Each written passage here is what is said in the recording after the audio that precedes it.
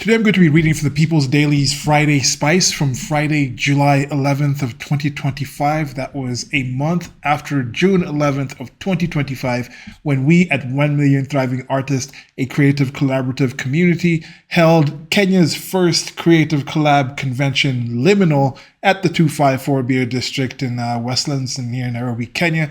And this is an article about that. So I just want to read this article and let y'all know a bit about us here at 1 Million Thriving Artists. You can follow us here on YouTube. There's also a Linktree link where you can find links to other places as we get ready to launch this 1 Million Thriving Artists Creative Collab community out to the general public, and we will be having a location where you can get all our information in one place. But this will be our YouTube channel, A Milli Thrive, on the different social medias out there you can check out as well. So this is Igniting Kenya's Creative Potential. This is the stage over there. This is Lulu Kitololo, our founder, our head collaborator and collaborator specialist. And this is the cover story from Flavor of Your Day by Harriet James. And you can follow Harriet at Harriet86JIM. You can follow her there as well for her more things. And thank you, Harriet, for writing this article and following us here. This is how it was at the 254 Beer District. Some of y'all might have been there already, but we had this location out here. This is one of the workshops that we'll get to in the article and touch on that as we go. So, Igniting Kenya's Creative Potential. Liminal offered an intentional space for creatives to connect, share challenges, and imagine a new future for their industries. Recently, artists, designers, illustrators, animators, and fashion innovators came together for an unforgettable day of inspiration, exchange, and solidarity in a landmark moment for Kenya's creative scene, for the inaugural Liminal Design Conference in Nairobi. Liminal offered an intentional space for creatives to connect, share challenges, and imagine a new future for their industries where creativity is not just admired but fully supported, funded, and nurtured. John Kathiki Mwema. If I butcher names, I think you'll just excuse me on that. John Kathiki Mwema, an illustrator and graphic designer aspiring to be an animator, was at the event for mentorship. It was a unique opportunity to meet designers I followed online and learn from their journeys, she said. Her own creative path started early. She recalls cutting up her mom's magazines and clothes as a 4-year-old, but her artistic dreams were often met with resistance. In high school, I did art even though my parents didn't approve. After studying illustration at the University of Nairobi, I had to train myself in graphic design due to a lack of job opportunities, says John, who hasn't worked in fashion, but attended a fashion workshop in pursuit of that dream. So here's John over here. I think this is her too over here. This is Nyashomba. She's one of the people in this committee. It was just great meeting these people. Nyashomba herself is a professional. She's worked. She's independent. She puts on fashion workshops, and she was one of the people who put on this fashion workshop here. You can see people participating. She's talking about here about cutting things. That's like collages and things like that. There was also Mwadzame. He was in here, just right here where you see this person walking in over there. I don't know if this is actually showing up on the screen the way it's recording. I'm using OBS right now. But this person is walking in like right there. There was a longer table with that. There was also a Kian Shamira, Zord Files. He was putting on a storyboarding one. And then we had Frank, excuse if I'm getting the name wrong. It's Frank or Steve. I should just say with one name. But he was from Hive Interactive putting on an AR like audiovisual thing. The Liminal event had like speakers in the morning where people talked about their journeys and things like about their places.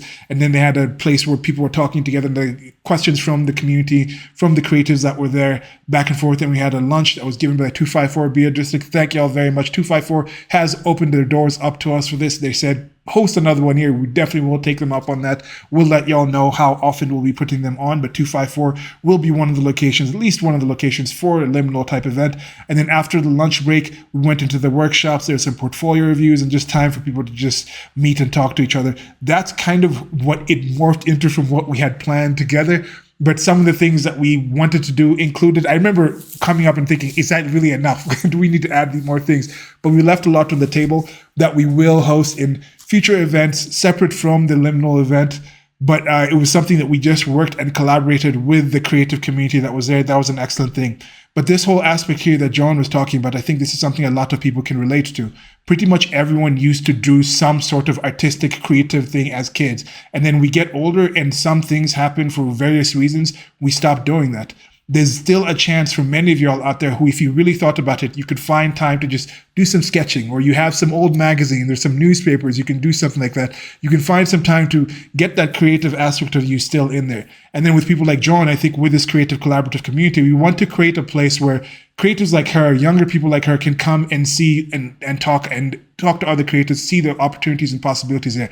But not just that, but maybe you have a situation where she at her younger age could come in and say, okay, I'm having this issue. My mom thinks I'm just making up these things, not doing this. But then she could come there, and then someone in the community who's been working for some time can come and talk to her mom and be like, yes, Joan can do this. You can let her do these things that you consider to be more practical. Like, okay, you want her into nursing. But even if she's in nursing, let her still do something creative. Let her still do something artistic. Let her still do something like with that, because maybe she's working at a clinic, and then the clinic has an issue. They have some new technology coming out. And then in order to make the community or the people come and understand how to use that technology, how to interface with it, or even people who are learning to use it, she could create some small animation, some small kind of infographics about the thing. So there's ways you can use creativity. And that's something that I think we want to do, from that to the actual working with creators and having them find jobs and things like that. These are the many myriad of things that we want to do under the creative collaborative community. It's just about creatives coming together to collaborate on creative ventures. That's the main thing with the community. And the Liminal event was kind of a proof of concept that we started with.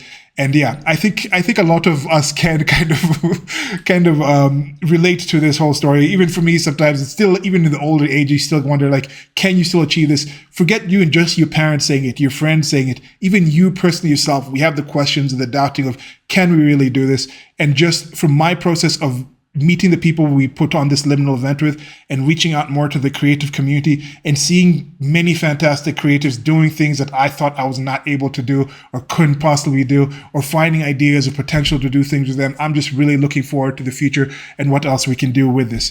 Okay, back to the reading. Refreshingly different. Radhika Dinesh, a multidisciplinary artist, also found Liminal refreshingly different.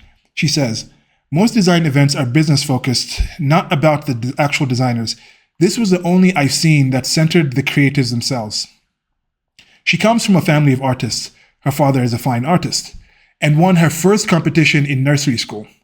Despite this early promise, Radhika has struggled with lack of appreciation for her profession in both her communities. The government doesn't push for art. There's never been an increase in designer stipends. We need to know the value of our work and be paid accordingly. Being independent for 6 years has given her control over projects, but she's most excited that the event created a community where questions about mental health and the professional struggles could be voiced openly. Mijida Kimoli, founder of Kiki Art, is a visual communication strategist who uses illustration, design, and gaming to support non-governmental organizations and socially conscious companies. She described Liminal as a one-of-a-kind event that allowed for meaningful networking. I've worked with over 40 organizations since becoming consultant 5 years ago. Everything from board game development to visual education manuals, she said. While art was always her passion, it took resilience and support to stick with it, especially in the face of sexism and condescending clients. There were times people thought I wasn't capable or had other motives when I was trying to do my job. With this one, a few things to discuss here. I think if you've been a creative for, I think even over a year, you probably have some sort of horror story with clients. And it's going to differ depending on who you are as a person, of course, who the clients that you meet, who you're communicating with, in what location. Things are going to change, but there is going to be some tension there. And one thing that I think was appreciated by the people here, this is Radhika and this is Mijide, I think one thing was appreciated was it was creatives talking to creatives about creativity. So the energy was just really good out there. It was like understanding was there. It's like, yes, we might have personal, private, other social, political things that we might not agree on, but on the value of creativity and the feeling we get from creating something and succeeding in putting something out there, having something in your mind, putting the effort into it and turning it into something, that is something I think we could all appreciate, and we could all see the potential of what could happen if we continue this kind of event, this kind of community. And that's something that we want to continue. when an interesting story with Majida as well. Like I had met her through our parents in the same way. Like I'm saying, that whole thing with parents being wondering, is this stuff that can really work? That's a thing that does continue until maybe I don't know. Maybe even like Leonardo da Vinci's parents were like, "Why are you still doing this? You should be like a surgeon or something." I don't know that situation, but introduced me to her some years back, and I'd forgotten. It just skipped my mind to even get in touch with her while I was wondering who can I contact, who can do this. I was in my hermit mode, but then she shows up at the event while I'm outside trying to make sure that the thing is set up in the start. She's like, "Oh, you came to this event too? How did you hear about it?" I'm like, "No, I'm actually one of the people who actually put it on." And I think Brian Omolo was someone that I found out that they'd met before, and I met Brian while working with the 1 Million Thriving Artists because of listening to this, taking in this chance to actually work on this event. And Brian just recently redesigned the Kiki art graphics and things for the company. You should definitely check that out. Probably we'll try to post an image up here, or you can follow Kiki Art on Instagram. I think at least on Instagram and things like that.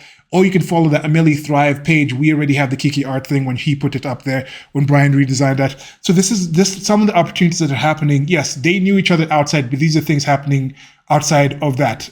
Majide, I think, had met with Radhika. Then I met Radhika because I was talking to Majide at the event. So this is the kind of things that we're starting with this as we start onboarding the people who were at the event.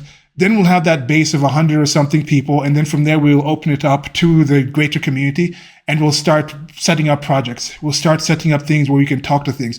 Because just over here, how it says, okay, the government doesn't push for art, but we all understand governments have their own interests.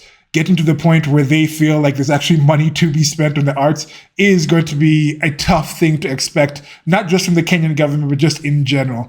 And I think this is something that as creatives, we can come together and see what can we do to create those things. So even if we are approaching the government, approaching private sectors, approaching other people, we approach them with a something already created.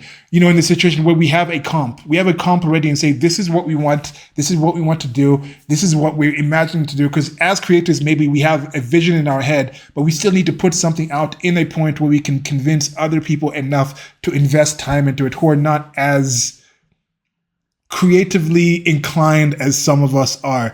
So this is something we got to show, like, okay, there's actually a purpose to actually invest in this.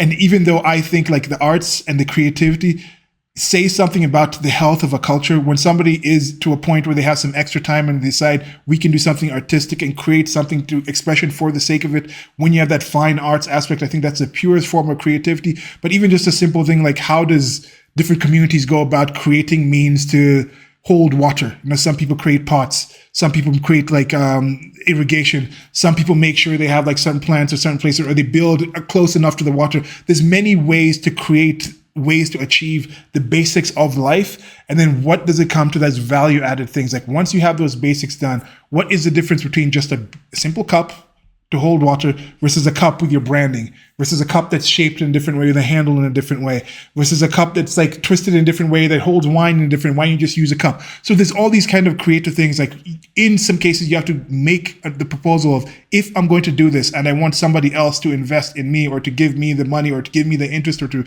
understand what I'm doing, there is a level of things where I think I as a creative have not done enough to sell myself, not sell out in that sense, but to advertise yourself or to communicate why I think it's important that I'm creating what I'm creating, yet I'm expecting other people to find what I'm creating important enough to invest in or to spend money on, spend time in, to read, to watch. But no, you have to get already to a point where you have that. And I think with the Liminal event, we put this together and we've seen the other creators who felt it was something valuable, which is something that I share and agree with pretty much everyone that came. If you were at the event and you are watching this, let us know in the comment section how you felt about the event so other people who are coming can see how it was. And that's something that I think we want to continue, even just holding this event already. When we're going through the process, we're wondering, can we get some investors? Can we have some corporates? Can we do this? And it was like, okay, it was tough to do because like, what are you doing? You haven't put this on already. But now that we've actually put on this event, we have this press, we have these images, we have these creators' testimonials. Now that we have that, even at the event already, there was people coming to us and be like, hey, this is an interesting thing. Maybe we can talk about how we can put this on together with our, like, with what we're doing. And these are the kind of things that we want to do with this creative collaborative community. Okay, back to the reading. Art for change.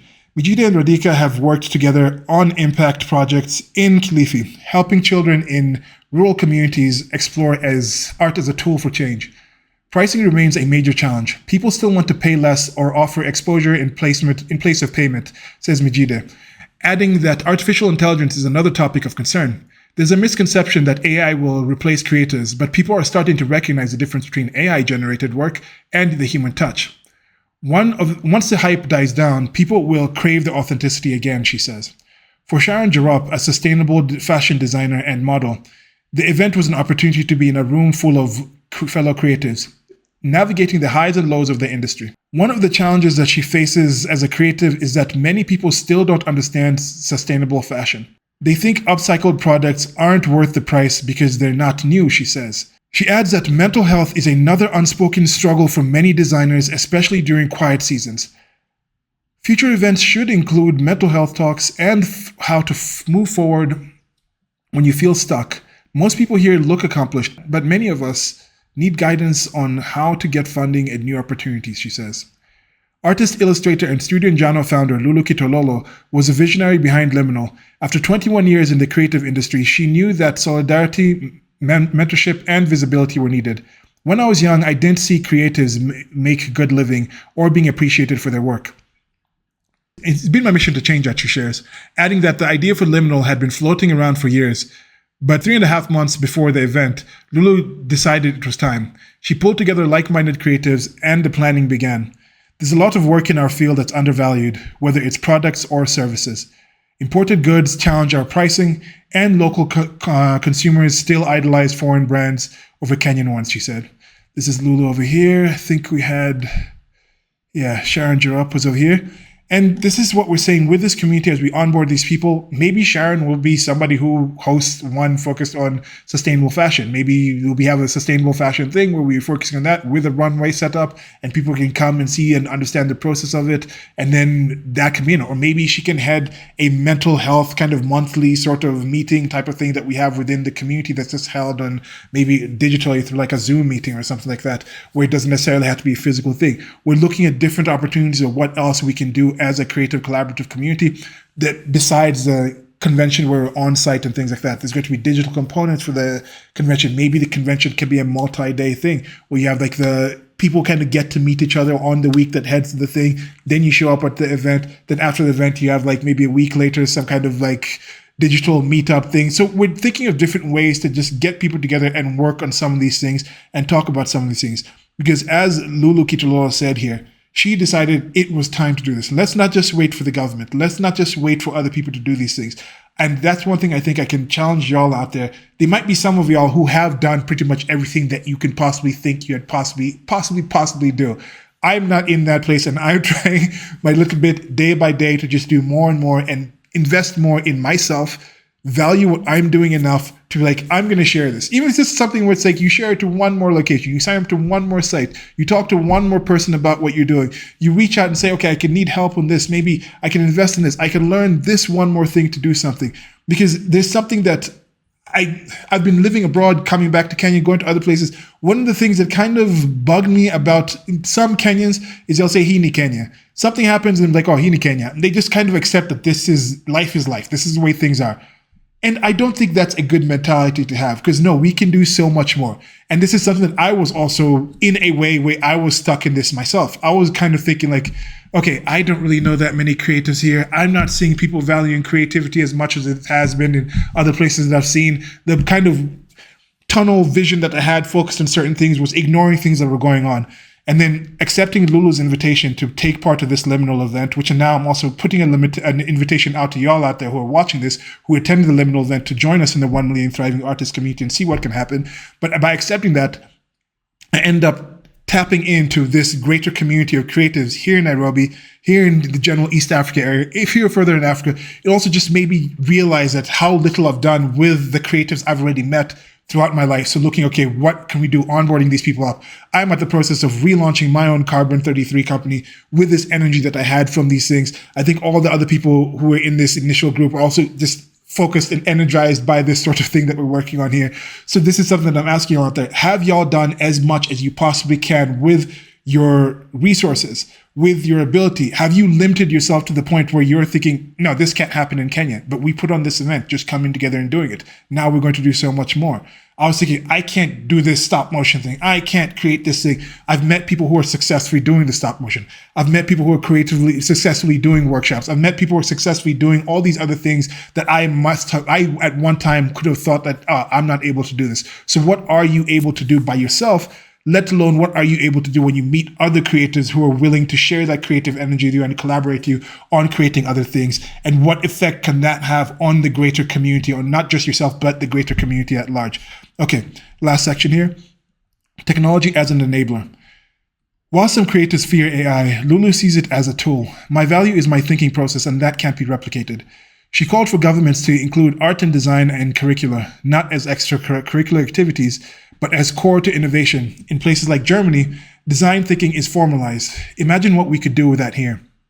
Creative director and artist Brian Amolo, part of the Liminal organizing committee, described the experience as a dream come true. He believes events like this foster community and help creatives level up. Support for government or private sector should focus on providing platforms and venues. Creativity is key to health, culture, business. It is integral to life. Looking ahead, Brian and the Liminal team plan to build on that momentum. We want more events, more speakers, more workshops. We want people to grow together. Liminal can be the catalyst, he says in conclusion. So that's it. Our motto for this was Artist Thriving. And I think that's something to talk about. We've talked about mental health here. We've talked about how people don't invest, how they could be something grown from actually like they could be more investment, they could be more support, they could be more awareness, they could be more health in the actual creativity. But I think there's also this aspect where you might get too bogged down and too down on yourself by not being able to achieve certain things you want to create. But with this community, with this ability to collaborate, with this ability to talk to other creatives, I think there could be some possibilities that are just great. Like this, the ideas that I have in my mind, the ideas that we've talked about at the Liminal event, the ideas that we've talked within this committee are things that I'm really happy and excited to actually venture into. This article was written a month after, then I'm posting this almost less than 2 months after we're getting ready to actually launch the community, onboard the people. So there's many opportunities in here. AI is a thing where people might be like, okay, this is now, we're already challenging enough, just getting our place out there. But no, AI might do a thing where it's like, even right now you have the situation where people still value things in different ways. You can go and have an entire food eating process digitized, order from your phone, or you can go to like a fast food place, use some touchscreen and things like that. There's people who are figuring out ways to digitize the entire process where no human actually touches the food before it comes to your table from the actual ingredients and things like this. But still, at the high-end restaurants, you're still going to have the need or the desire for somebody to come, sit there, and you watch the chefs working on the things. You're sitting there with your friends. You're in the ambiance. There's still an aspect of that. Maybe now there'll be a situation where, because people are so used to AI art, people might be open and say, okay, now at this dinner parties, we have artists come over and just draw like hand-drawn drawings, charcoal drawings in the direct place, because now they're valuing that more. More people will be able to share certain ideas that they might not have been able to do themselves, and then they can go forward and using AI be able to actually realize that to a point where there's a comp. And then once they have a comp of that idea, they can put it out there. Maybe now an artist or creative can take that further to the actual finished thing. So I think we should not be so down on certain opportunities, certain possibilities.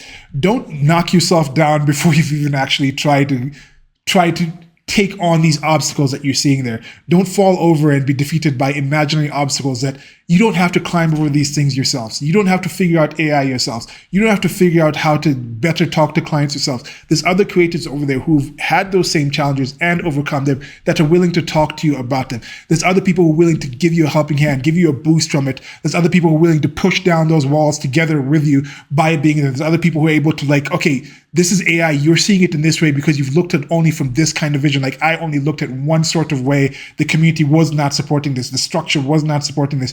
but I was completely unaware of this wider community of creators who were doing things on themselves. And 1 Million Thriving Artists will be one of those kind of creator collaborative communities to reach out to people. So that's one thing I think we're asking y'all out there. Thank y'all very much for listening to this. Thank y'all very much for attending. If you attended, leave your testimonials in the comment section.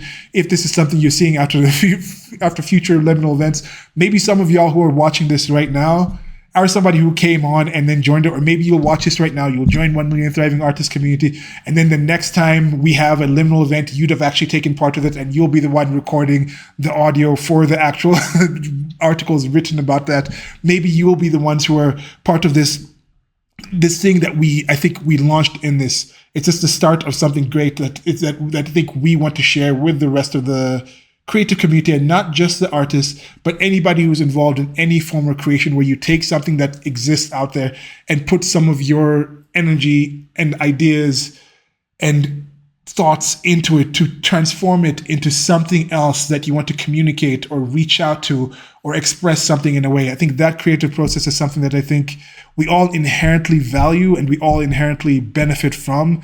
And I think it's on us as creatives to not just sit on ourselves and woe is me, but actually get out there, communicate, create, and collaborate. Till next time, gents, ladies, and everybody else in between, this has been Silas from 1 Million Thriving Artists. Thanks for listening, and thanks again to Harriet James for writing this article.